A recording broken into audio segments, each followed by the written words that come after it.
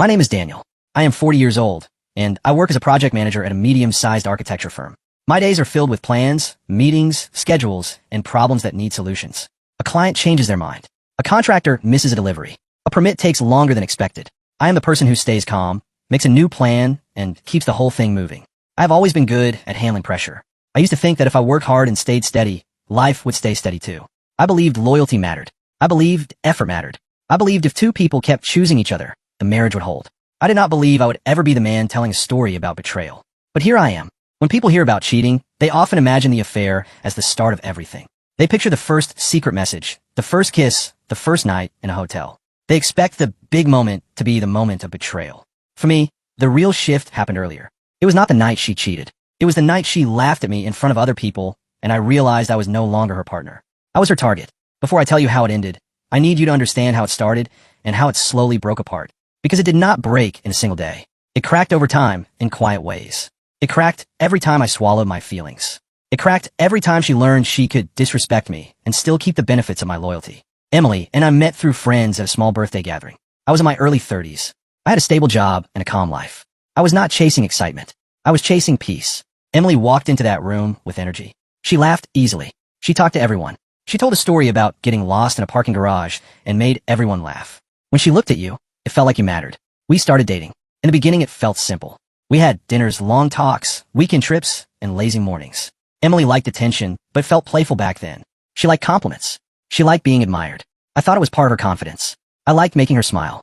I liked being the steady man she could lean on. After a while, we moved in together. We built routines. We argued about small things like dishes and laundry. We laughed about our different habits. I folded clothes neatly. She tossed them on a chair. I woke up early. She stayed up late. It was normal couple stuff. It felt like building a life. We got married after a few years. It was not a huge wedding, but it was warm. Family and friends. Music. A simple dance floor. Emily cried during our vows. She squeezed my hand hard and promised we would always be a team. I believed her. I'm in my own vows too. I felt proud to be her husband. For a while, we were good. We went through normal stress. We paid bills. We fixed the house. We dealt with family issues, like her mother getting sick for a few months and recovering. We handled it. I drove Emily to appointments. I cooked on nights she was too tired. Emily thanked me, truly, and I thought this is what marriage is, carrying each other when life gets heavy. Then things changed. Not all at once, but slowly. Work got heavier for me. My firm took on bigger projects. I started staying later some nights. I tried to be present when I got home, but my brain was often tired. Emily said she understood, but I could feel her impatience growing. She wanted excitement. She wanted events. She wanted weekend plans that looked good in photos. She started spending more time with a small group of friends. Gina was one. Laura was another. Megan too. They were loud, confident, and very comfortable judging other people's relationships. They joked about husbands like husbands were furniture, useful, but not important. At first, I laughed along to be polite. Later, it started to bother me. Emily also began comparing our life to other lives. She would mention couples who travel more, couples who went out more, couples who seemed more fun. She would say it casually like she was just talking, but it always landed like a complaint. I tried to respond with action. I planned dates. I booked a weekend trip. I brought home her favorite snacks. I offered to take a few days off so we could do something together. Sometimes she smiled. Sometimes she seemed pleased. But the warmth did not last. It felt like her attention was always moving to the next thing. The teasing changed, too. Emily always teased me, but it used to feel like flirting. They turned into jokes that made me look weak. At home, she would call me old man when I wanted a quiet night. In front of others, she would talk about me like I was clueless. She would use that sweet tone people use when they want to insult you without sounding mean. I brought it up once gently. I told her some jokes felt sharp. She rolled her eyes and said I was sensitive. She said everyone jokes like that. She said if I cannot take a joke, that is my problem. So I swallowed it. I did what a lot of men do. I told myself it was not worth a fight. I told myself to be stronger. I told myself to ignore it. I thought ignoring it would make it go away. It did not. It taught her that she could do it again. That is how the drip starts. You tolerate something once, and it becomes normal. Then you tolerate it again, and it becomes your role. I did not notice when my role changed from husband to punchline. I only noticed when it hurt enough that I could not explain it away anymore. That brings me to the first dinner that truly shifted me. We were at Gina's house. She had those casual backyard lights wrapped around the fence. Warm glow, music, people talking and laughing. The kind of evening where you expect comfort, not humiliation. Emily sat beside me with red wine, legs crossed, shoulders back, like she was holding court. She always had a flair for attention. In the early years, it was charming. Lately, it felt weaponized. Gina joked about marriage being 50-50. Emily tapped her fork against her glass like she was announcing a rule. She said loudly that in our house, it was not 50-50. She said Danny brings home the paycheck, but I make the decisions. Otherwise, we would still have beige curtains and canned soup dinners. People laughed. Heat crawled up the back of my neck. I tried to joke back. I said someone needs to approve the grocery list. Emily smirked and leaned back. She said exactly. Without me, he would be living like a bachelor with mismatched socks and frozen pizza every night. More laughter. I stirred my drink and stared at the ice. It was not just the words. It was the tone. Dismissive, like I was a joke. Later that evening, I offered to help clear the table. Emily patted my shoulder like I was a child. She gave the room a look that said, he is useful. Someone chuckled. I smiled, but a part of me went cold. On the drive home, she stared out the window, thumbs on her phone, screen tilted away from me. That had become her habit. Phone face down at night. Late nights with the girls. Perfume I did not buy. When I asked if she enjoyed dinner, she said, relax, it is a joke. She said I was too sensitive. I swallowed it. I always did. After that night, I started noticing things I had avoided. I noticed how often she talked down to me in public. I noticed how she smiled at other men in a way she no longer smiled at me. I noticed how she guarded her phone like it was a secret diary. But even then I was not ready to accuse. I did not want to be the jealous husband. I did not want to be wrong. I did not want to create a conflict that could not be undone. So I tried to act normal. The problem is, acting normal does not fix something that is already broken. It only delays the moment you finally admit it. The next weeks, the drips became louder. Emily came home at 11, then midnight, then 2 in the morning. She would toss her shoes by the door and say we had wine. You would not understand. I tried to talk. She rolled her eyes and said I was suffocating her. She said she needed fun, not schedules. I started doing something I never did before. I started listening for the sound of her car. I would be in bed, pretending to sleep, but my brain would be awake waiting. When the headlights flashed through the window, my chest would tighten. When the door opened, I would hear her laugh softly at something on her phone. She would walk past me without a kiss. The house felt like 2 separate lives under one roof. We shared a mortgage and a kitchen, but not a relationship. One night, I found a receipt in her coat pocket. 2 cocktails, 1 appetizer, 2 entrees. Not a girl's night menu. When I asked, she shrugged and said she was hungry. No apology. No explanation. Just that cold shrug. I let it go, though it burned on the way down. In bed, I started sleeping on the edge of the mattress while she angled herself away like a border guard. Her body drew a line. I was not allowed to cross it. At work I tried to focus, but my mind kept drifting. I would stare at a schedule, and my eyes would see numbers, but my thoughts would be somewhere else. I started making small mistakes, which is unlike me. I forgot to send an email.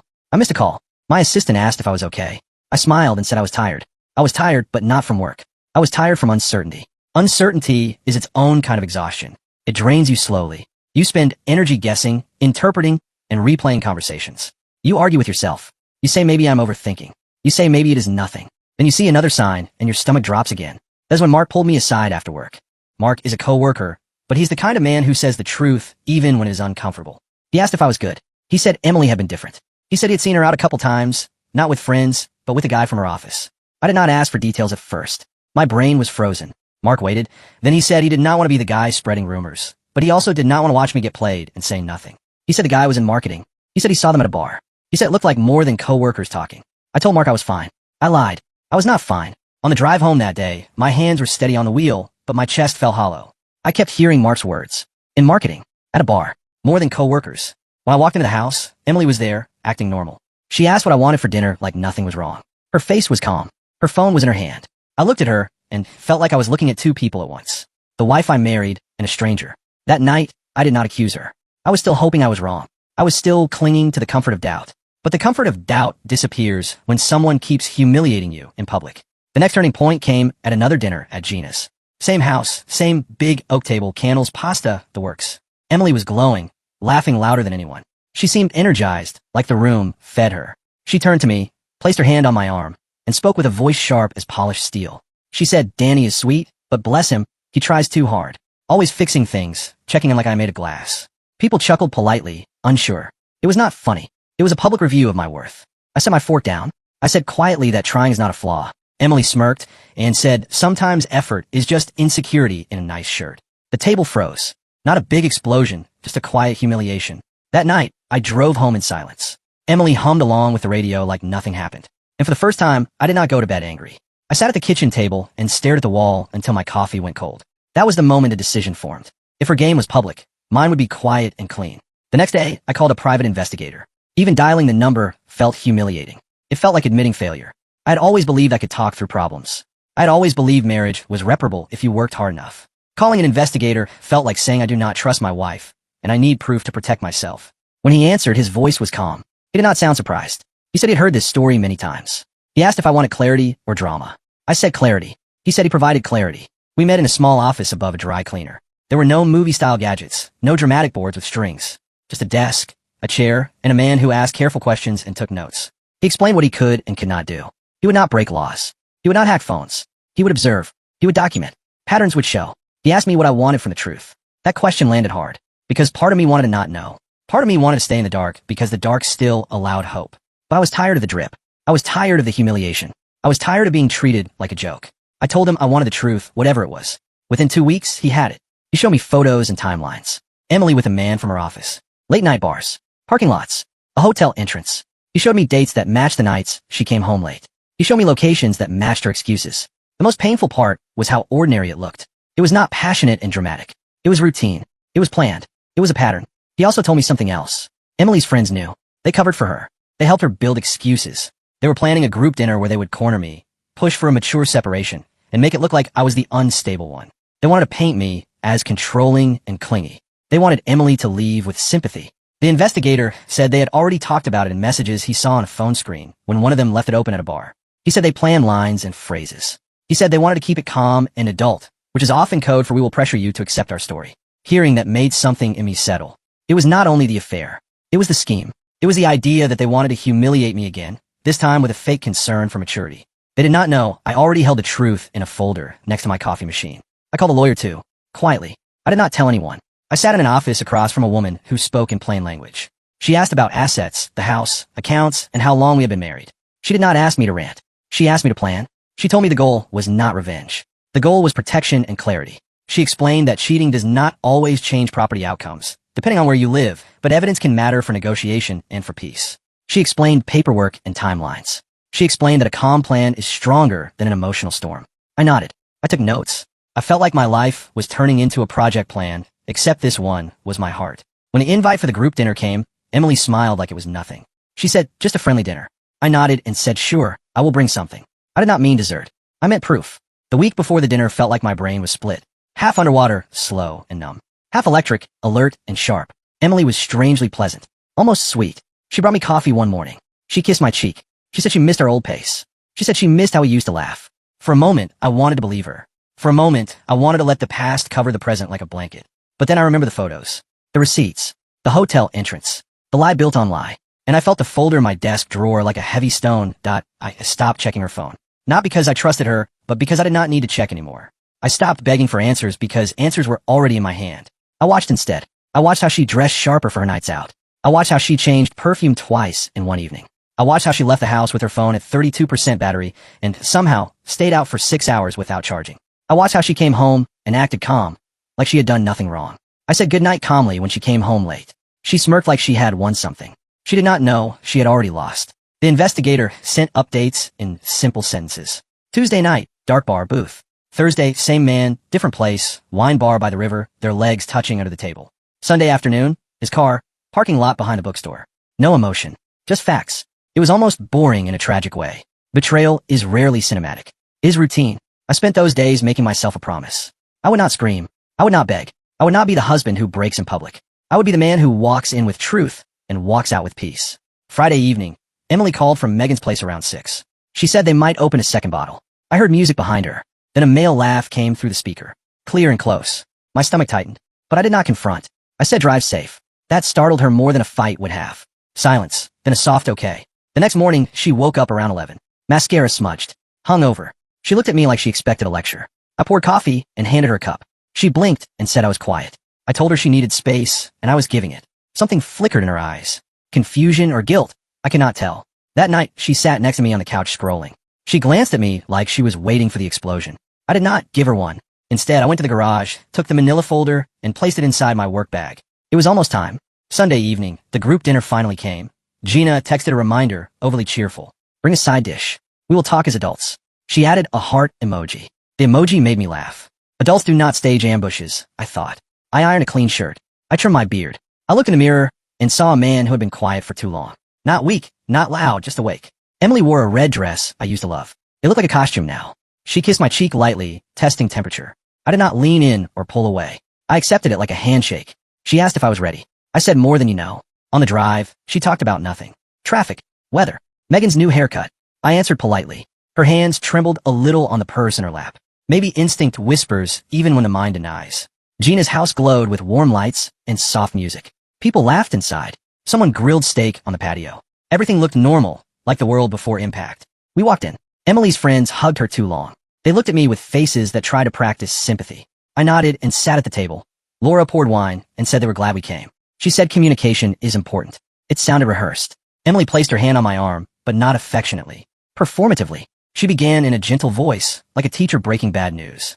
She said they had all talked, and they thought maybe we needed some space. Maybe a break would be healthy.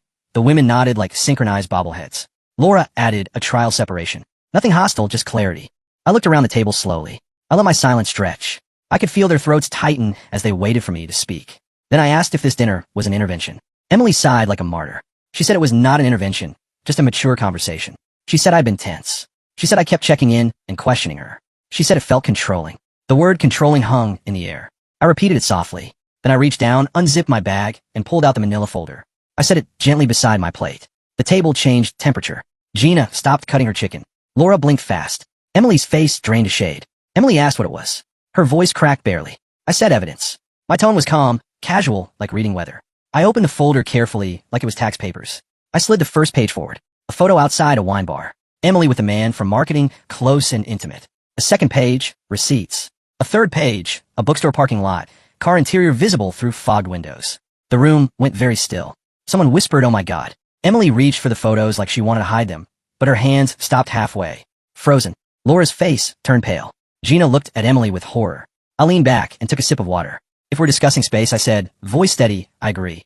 But let us be honest about who needed it and how she took it. Emily opened her mouth. Shut it. Open again. I lifted a hand slightly. Not a threat. A boundary. I told her not to talk. Not tonight. Not here.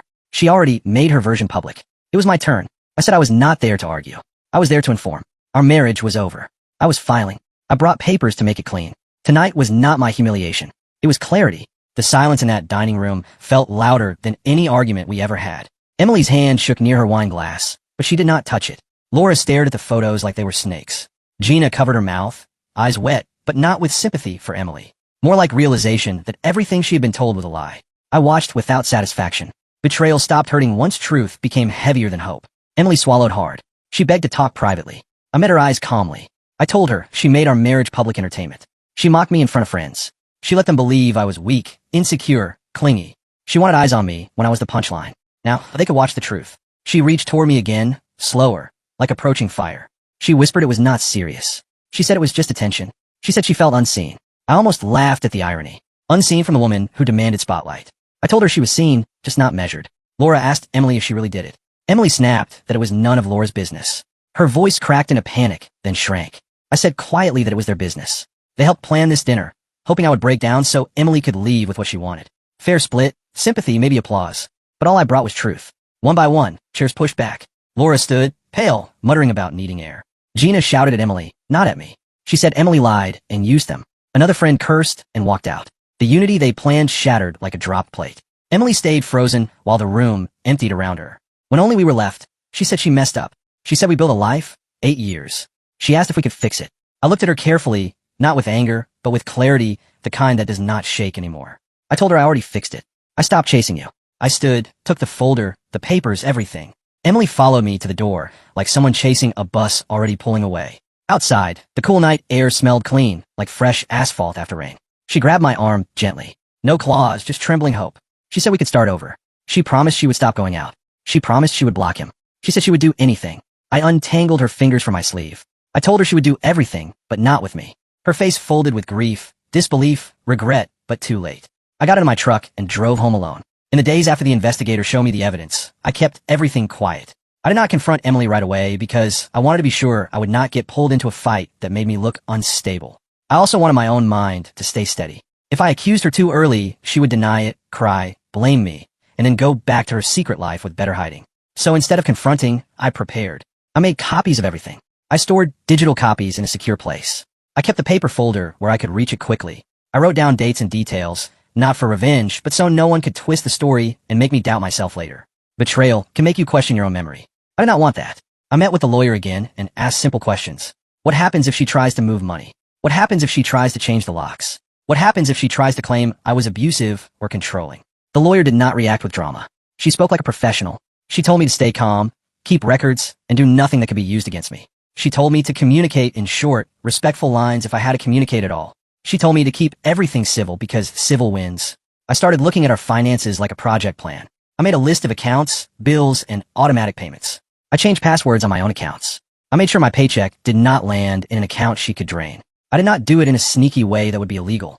I did it in a careful way that protected me. I also changed a few routines around the house, small things. I moved important documents into a safe place. Birth certificates, insurance papers, house paperwork, things you do not think about until a breakup makes you realize how easily someone can create chaos. At night, Emily would sit near me and scroll on her phone, acting relaxed. I could feel her checking my mood. She watched my face more than she watched her screen. It was like she wanted to know if I knew. Sometimes she would try to start a warm conversation, like a test. She would say, remember that trip we took? She would say we should go back there. She would laugh softly and touch my shoulder. Part of me wanted to give in. Part of me wanted to accept the soft version of her and pretend the hard version was not real.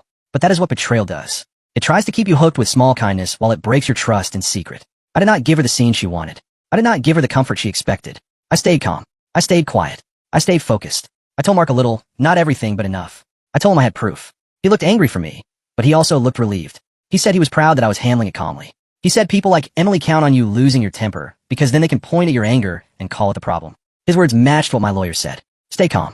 Stay clear. I did not tell my family yet. I did not want my mother crying on the phone while I was still trying to stand up. I did not want my father offering advice that would push me into a fight. I wanted to do this cleanly first, then explain it later. The week before the group dinner, Emily became almost cheerful. It was like she felt the plan approaching and wanted to make sure I walked into it looking guilty. She cooked dinner one night and set the table like we were a happy couple. She asked me about work with a warm voice. She asked if I wanted to watch a movie. She even laughed at one of my jokes. If I did not have the proof, I might have fallen for it. I might have thought she was coming back. But I noticed how her kindness had timing. It appeared when she wanted something. It disappeared when she did not. That kind of kindness is not love. It is strategy. One night, she went out and came home later than usual. She walked in quietly, trying not to wake me. I was already awake. She smelled like wine and a different cologne, faint but present. She took a shower immediately, which she never used to do at that hour. She left her phone on the counter for a second, screen down like always.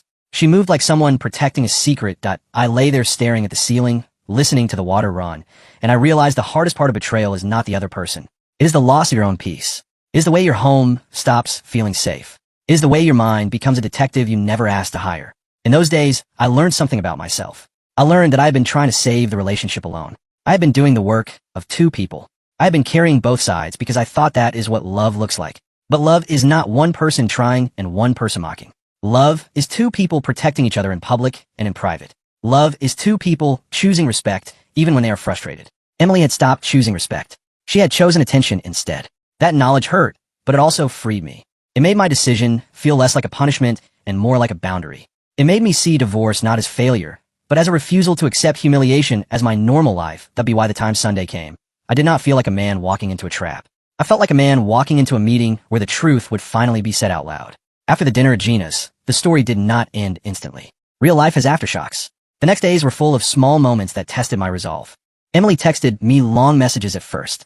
She said she was sorry. She said she was confused. She said the man meant nothing. She said I embarrassed her. She said I ruined her life. Those messages changed tone like the weather. 1 hour she begged. The next hour she blamed. The next hour she promised.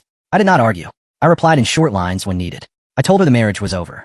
I told her to communicate through the lawyer for legal matters. I refused to debate the truth. Debate is what liars want, because debate creates space for doubt. Proof does not need debate. She showed up at the house once when she knew I would be home. She stood on the porch and cried. She asked me to let her in so we could talk like adults.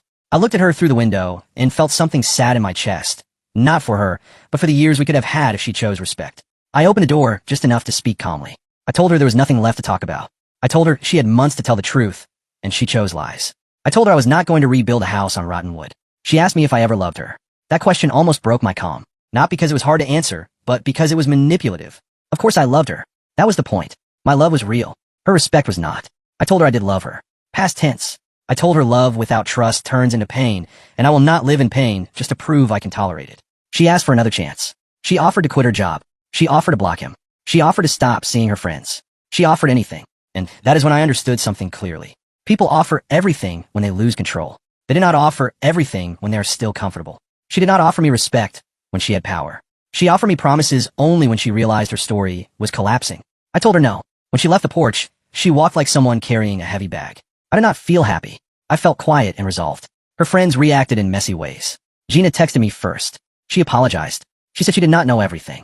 She said she thought Emily was just unhappy and that I was being controlling. She said she felt used. She asked if we could talk. I did not respond right away. I needed space from all of them. Their house had been the stage where my humiliation happened twice. I did not want to sit on that stage again, even for an apology. Laura sent a message too, shorter. She said she was sorry. She said she never expected proof like that. She said she felt sick. Megan said nothing. I learned something from their reactions. Some people prefer the simple story that makes them feel comfortable. They prefer the story where you are the problem, because then they do not have to confront their own choices. When the truth showed up, it forced them to face what they helped build.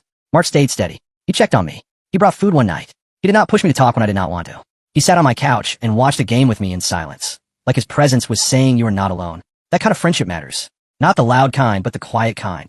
I also started seeing a therapist, not because I thought I was broken, but because I wanted to heal cleanly. I did not want to carry bitterness into the rest of my life. I wanted to understand why I tolerated humiliation for so long. I wanted to learn how to hold boundaries without guilt. In therapy, I said something that surprised me.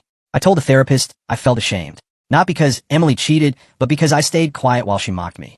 I felt ashamed that I let my own value get questioned in public. I felt ashamed that I tried to earn respect by being more helpful. The therapist said something simple. He said respect is not earned by tolerating disrespect. Respect is protected by boundaries. That sentence stuck with me. It felt like a new rule for my life. As the divorce process moved forward, I focused on small routines. I woke up at the same time. I made coffee. I went for a jog. I made my bed. I answered work emails. I cooked simple meals. I cleaned as I went. Those routines were not exciting, but they rebuilt my sense of control. They reminded me that my life was still mine. There were also moments of grief that surprised me. Sometimes I would see a place we used to go, a restaurant, a park, a street corner, and my chest would tighten. Not because I wanted Emily back, but because I missed the version of my life that felt safe. I missed the belief that my home was a team. I missed the simple comfort of thinking the person beside me was loyal. Grief is not always about missing the person. Sometimes it is about missing the future you thought you had. On those days, I reminded myself of the dinners at Gina's. I remembered the laughter at my expense. I remembered the way Emily patted my shoulder like a child. I remembered the way she used the word controlling as a weapon. I remember the photos, the receipts, the routine. Truth is a bitter medicine, but it cures the illusion. As weeks passed, the house started to feel different. At first it felt empty. Then it started to feel peaceful. I could walk from room to room without expecting criticism. I could leave a dish in the sink for an hour without hearing sarcasm. I could watch a show I liked without being called boring. Those small freedoms added up. One Saturday, I cleaned out the closet and found an old card Emily wrote me early in our marriage. It talked about forever and teamwork. I read it once and then put it away. I did not burn it. I did not rip it. I did not need drama. I simply acknowledged it belonged to a version of us that no longer existed. That is another hard truth. People can be sincere at one time and still become careless later. The past does not erase the present, and the present does not erase the past. But you live in the present. You make choices in the present. My choice was to protect my peace. The last time I saw Emily in person was at the grocery store, weeks after she moved out. She stood alone near the dairy aisle, fingers adjusting her sweater sleeve.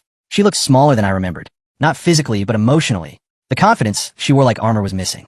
She looked tired. When she noticed me, she froze like she saw a ghost. She walked over slowly and said she wanted to say sorry. I nodded and told her I knew. She said she thought I would hate her. I told her I did not hate her.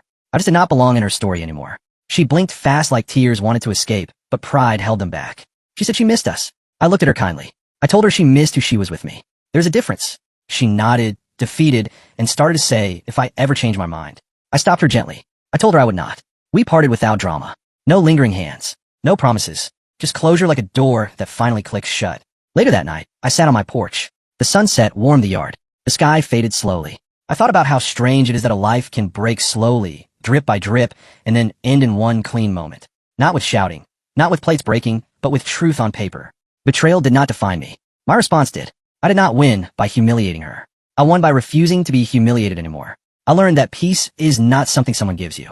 Peace is something you choose when you stop begging for crumbs and start walking with dignity. If you made it this far, subscribe to the channel. It supports what we do here. I went inside, and turned off the light. My house, my peace, my rules. And for the first time in years, it felt like home.